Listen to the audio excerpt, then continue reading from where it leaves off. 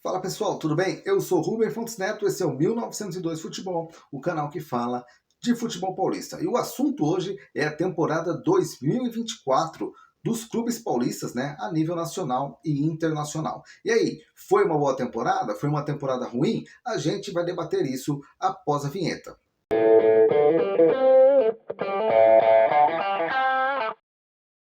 Para a gente começar a falar, né, sobre esse ano de 2024 do futebol paulista, vamos dividir as equipes, né, em duas partes. Primeiro, as equipes que disputaram as divisões de acesso Série B, C e D do Campeonato Brasileiro. E a segunda parte, falando das equipes da elite do Brasileirão que disputaram também as competições internacionais.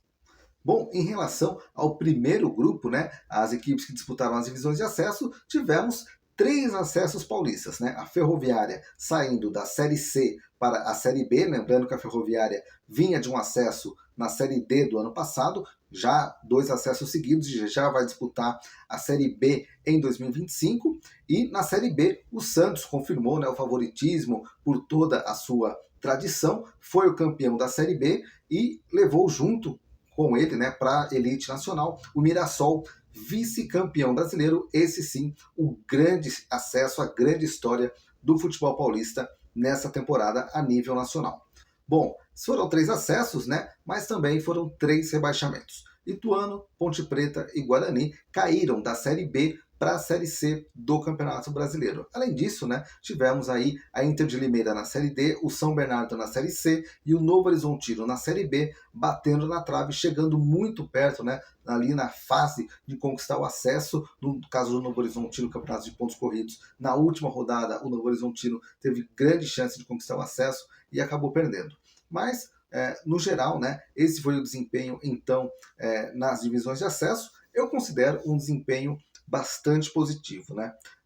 Primeiramente, porque teve um acesso ali na Série C do Campeonato Brasileiro, um acesso muito importante para a equipe da Ferroviária. Na Série D, o desempenho ficou um pouquinho abaixo do esperado, mas tivemos a Inter de Limeira brigando, né, pelo acesso até o final, acabou perdendo para o Maringá. E na Série B do Campeonato Brasileiro, apesar dos três rebaixamentos, né, o acesso do Mirassol pesa muito a favor do futebol paulista, porque o Mirassol, né, com o acesso do Mirassol, o futebol paulista vai ter 6 equipes no Campeonato Brasileiro da Série A em 2025, algo que não acontecia desde 2012. E os três rebaixamentos, talvez três rebaixamentos, realmente tenha sido um número muito grande.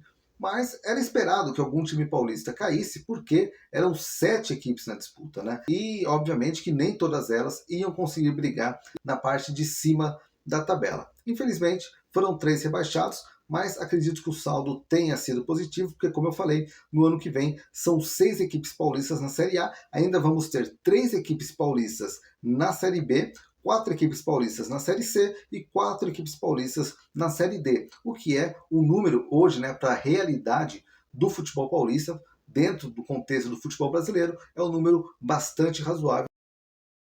Se para as equipes, né, das divisões de acesso o ano foi positivo, para as equipes do Brasileirão o ano não foi tão bom assim. É verdade, não tivemos nenhum rebaixamento, o Red Bull Bragantino escapou, o Corinthians, que em boa parte do campeonato parecia que ia brigar lá embaixo, conseguiu uma boa arrancada no final e terminou na parte de cima da tabela. São Paulo e Palmeiras tiveram o ano mais tranquilo, né? O São Paulo sempre ali brigando pelas vagas na Libertadores e o Palmeiras disputando o título, parecia que não ia dar, uma hora depois o Palmeiras parecia que seria campeão, mas no confronto direto, infelizmente, o Palmeiras perdeu para o Botafogo e foi o vice-campeão brasileiro. Bom, para essas equipes, né, que disputaram também os torneios sul-americanos e a Copa do Brasil, não foi um ano muito positivo. Não teve nenhum grande título, né, paulista na temporada, nem o Campeonato Brasileiro, nem a Copa do Brasil e nem os torneios sul-americanos.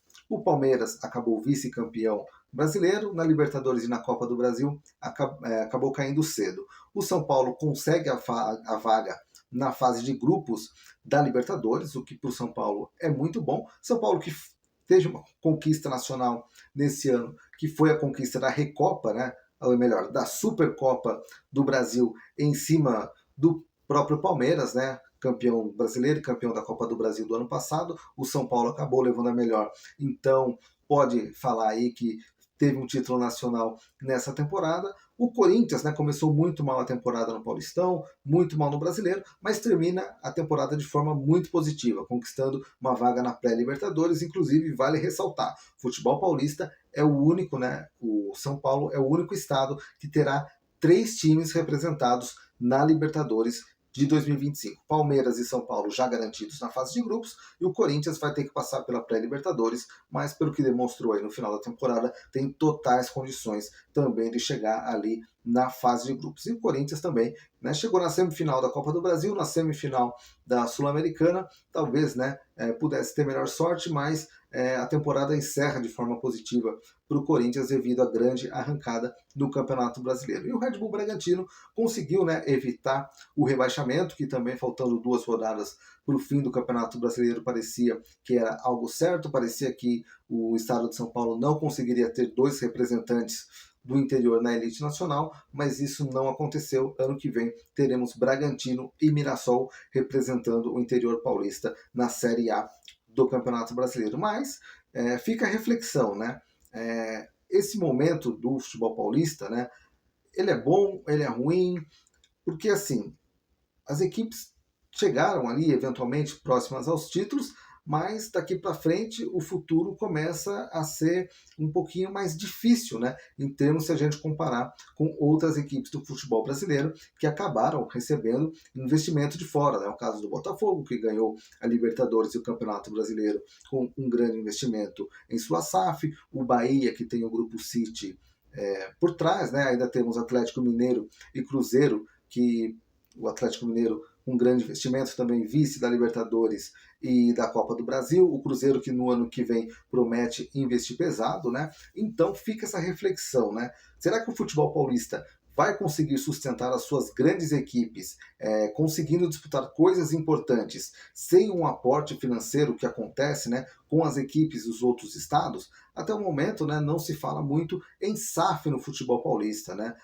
Pelo menos nesse nível de competição. Você tem o Red Bull Bragantino, que sim é um clube empresa, mas no G4, digamos assim, né, Palmeiras, São Paulo, Corinthians e Santos, ainda não se fala muito, né, na chegada de uma SAF para ter um aporte financeiro para que essas equipes consigam, né, competir pelo menos a nível de contratação com outras equipes do futebol brasileiro. E eu queria saber, né, qual a opinião de vocês sobre a temporada 2024 do futebol paulista, sobre essa questão de SAF nos grandes clubes do futebol paulista. Vocês acham que realmente essa vai ser a saída, ou será que vai dar para o futebol paulista continuar competindo, né, com as equipes que hoje têm esse investimento financeiro forte vindo aí de grupos estrangeiros? Eu fico por aqui, a gente volta aí numa próxima oportunidade falando mais de futebol paulista com vocês. Um abraço e até mais.